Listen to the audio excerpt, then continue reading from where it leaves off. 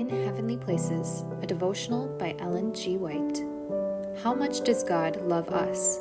February 21st. I in them and thou in me, that they may be made perfect in one, and that the world may know that thou hast sent me and hast loved them, as thou hast loved me. John 17, verse 23. It seems almost too good to believe that the Father can and does love any member of the human family as He loves His Son. But we have the assurance that He does, and this assurance should bring joy to every heart, awakening the highest reverence and calling forth unspeakable gratitude. God's love is not uncertain and unreal, but a living reality. The Creator of all worlds proposes to love those who believe in His only begotten Son as their personal Savior, even as He loves His Son. Even here and now, His gracious favor is bestowed upon us to this marvelous extent. Much as He has promised us for the life to come, He also bestows princely gifts upon us in this life and as subjects of His grace.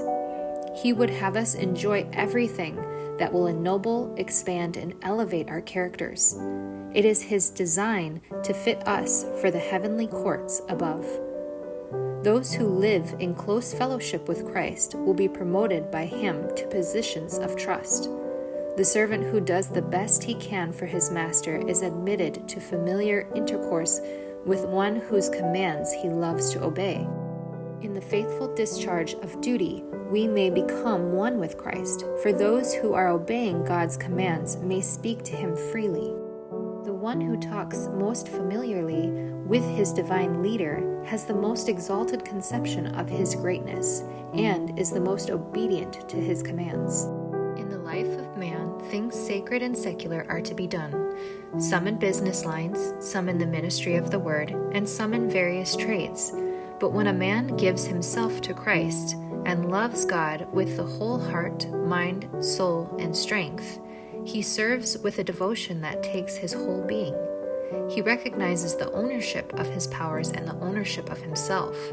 The consecration invests his whole life with a sacredness which makes him gentle, kind, and courteous.